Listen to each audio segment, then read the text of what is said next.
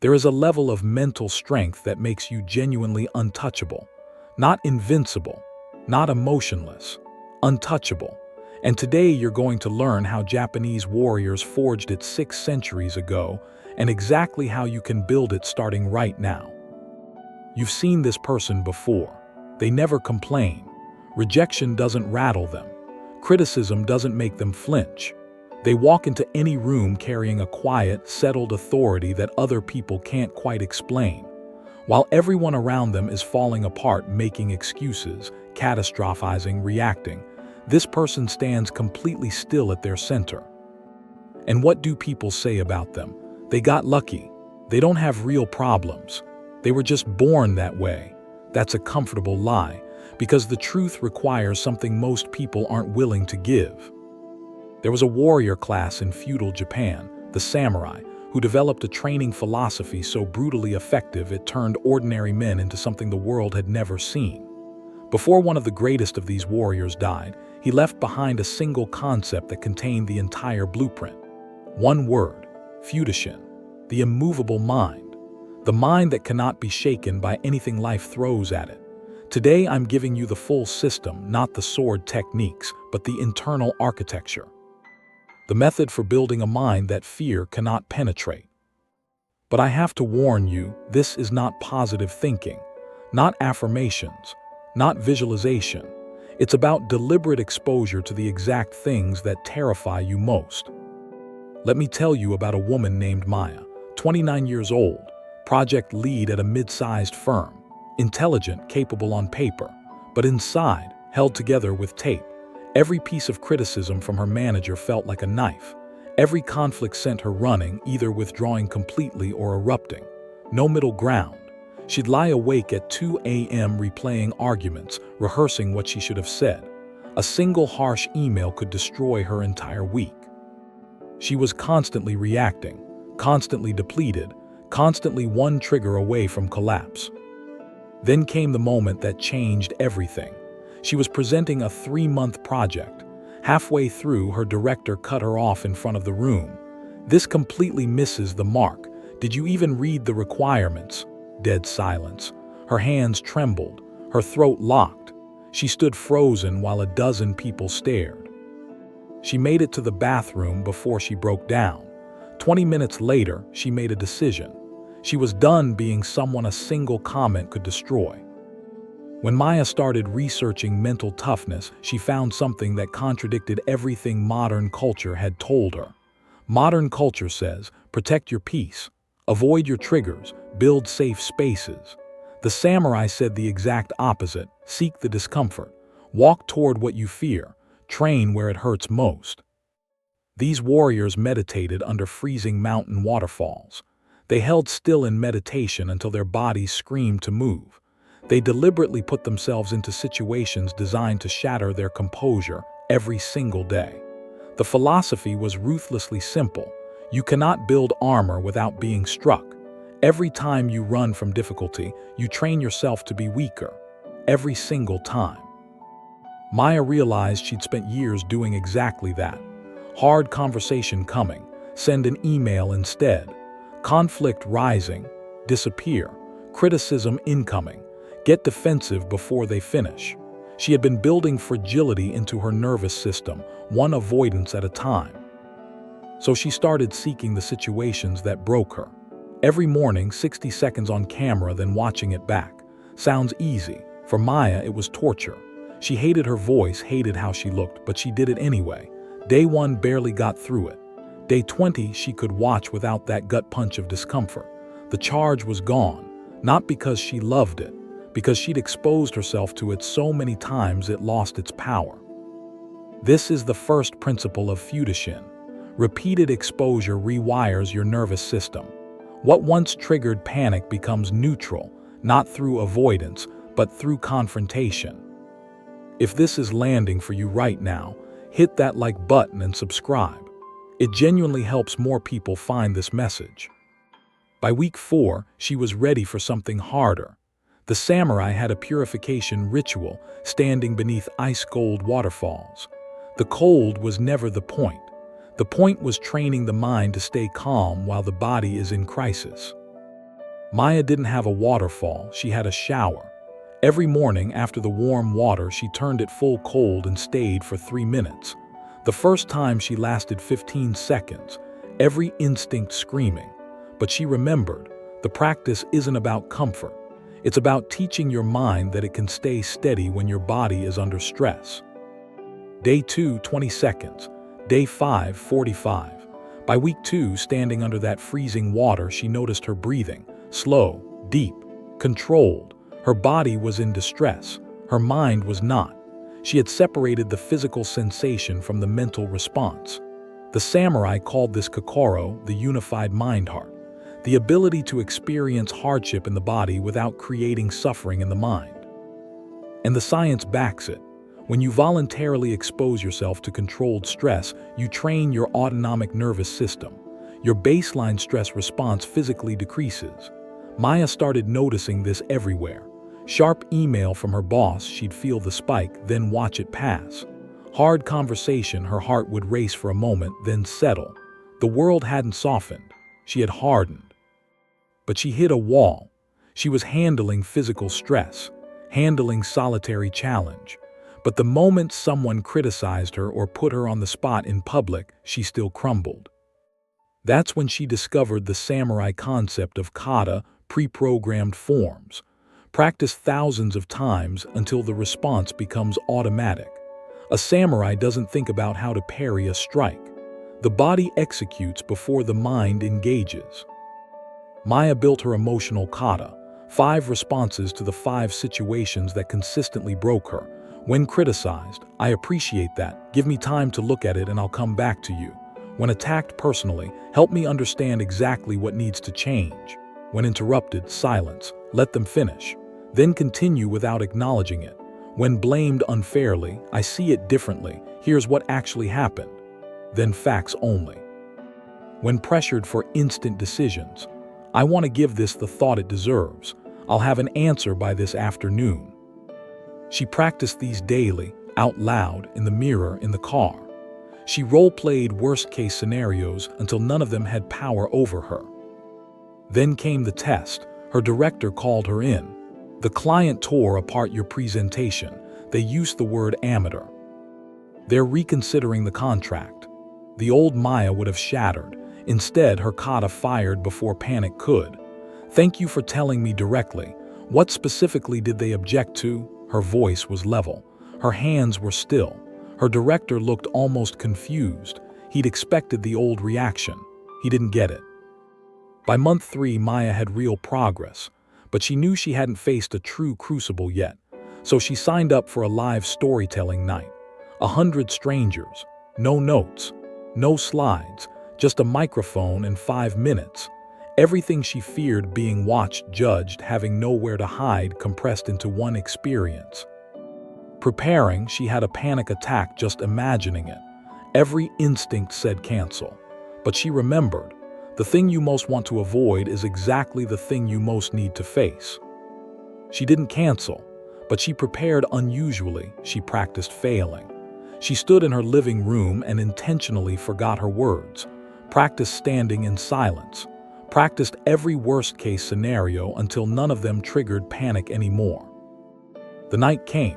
100 faces, stage lights, microphone. She felt the fear rise and she acted anyway. 2 minutes in, complete blank.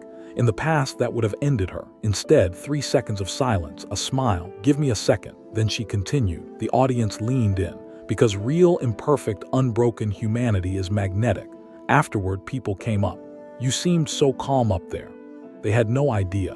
What they were seeing was terror that didn't show up as reaction.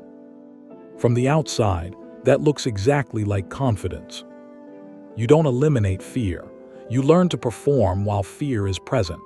The samurai weren't fearless.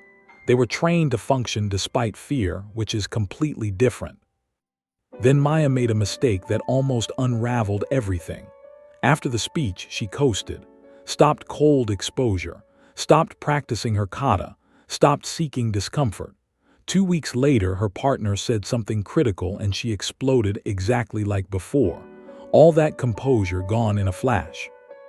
She'd forgotten about Zanshin, the samurai concept of remaining mind. The alert, vigilant mind that stays engaged even after the battle is won. More warriors died after victory than during combat because they dropped their guard the moment they thought they'd won. Mental toughness is not a destination you reach and keep. It's a practice. Stop practicing and it fades like muscle, like any skill. So Maya made a new commitment: 3 daily non-negotiables, no exceptions. Morning, 3-minute cold exposure. Midday, 60-second video of herself. Evening, 5 minutes of emotional kata. Always. Because discipline means maintaining the practice, especially when you don't want to. Within a week, the composure returned. And now she understood there is no finish line. There is only the practice. As long as you maintain it, you maintain the strength. If this is shifting something in you right now, subscribe and drop a like. You're helping this reach someone who needs it today. 6 months in, Maya had become fundamentally different. Her colleagues noticed. Her director, the same person who'd once made her cry, began treating her with visible respect, not because she'd confronted him, but because her presence had changed. When you stop reacting to provocation, you stop being a target. Then came the real test. Her company announced major layoffs. 1/3 of the staff would go. The office became a theater of fear, rumors, politics, people undermining each other to survive. Maya felt the fear rise, recognized it, and watched it pass through her. The tree bends in the storm. The roots hold. That is Fudoshin. The immovable mind doesn't mean you feel nothing. It means what you feel doesn't move you from your center. She kept working. Same standards, same professionalism. While everyone around her unraveled, she stayed steady. When the cuts came, her entire team was let go. She wasn't. Her director told her. Everyone else was so focused on surviving that they stopped doing good work. You were the only one who kept going. This is what mental armor actually looks like. Not the absence of fear, the presence of function despite fear. Around month 8, people around Maya started becoming uncomfortable, not because she was cold, but because her steady calm acted as a mirror. When you stop living in constant reaction, you reflect back to others exactly what they're avoiding. She learned about Mushitoku, a Zen principle the samurai absorbed. No gaining idea, doing the practice without attachment to outcome. You train not to reach a destination. You train because training is what you do. She realized she'd been subtly using her progress as a status marker, and that was ego, a new vulnerability. So she stopped tracking, stopped performing the practice for an audience. She took cold showers not to become tougher, but because it was part of her day. She ran her kata not to win arguments, but because that's what she did. No attachment, no scoreboard. Paradoxically, this made her stronger because now there was nothing to protect. 1 year in, she fell into the trap that catches almost everyone who develops real mental strength. She started losing patience with people who couldn't handle pressure. Quiet contempt for those who quit. She had become what she used to hate. The greatest samurai were also known for their compassion because they remembered the path. They remembered how hard it was. Everyone is exactly where they're supposed to be on their own journey. You can show someone the furnace. You cannot step into the fire for them. But she also had to make peace with a cost nobody warned her about. Mental toughness is socially expensive. When you stop complaining, you lose the bonding that happens through shared complaining. When you stop living in emotional drama, some relationships dissolve because they were built on mutual chaos, not genuine connection. Old friends drifted away. Family said she'd changed. What they meant was, she was no longer playing her old role. Forged steel cannot fully relate to unworked metal. That's not arrogance, that's physics. 2 years in, Maya understood the truth she'd been circling the whole time. There is no arrival. There is no day you become permanently unbreakable. There is only the practice. The moment you believe you've arrived is the moment decay begins. Any week she slacked, she felt it. The armor thinned. The reactivity returned, maintenance or rust. Those are the only 2 options, but something had shifted in how she held this truth.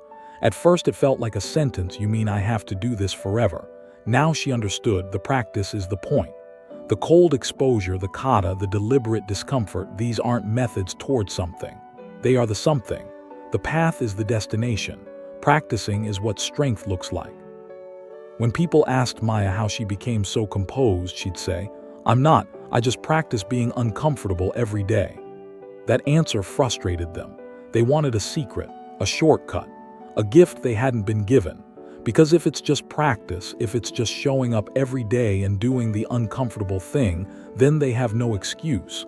And that realization is terrifying. The truth about Fudoshin is devastatingly simple. No mysticism, no secret technique. Only this: consistently doing things that are uncomfortable until your nervous system rewires itself to meet difficulty without collapse. Miyamoto Musashi won over 60 duels, not because he was born exceptional, because he trained obsessively from age 13 until his final breath. 50 years of daily practice. 50 years of facing exactly what scared him most. You have access to the same process.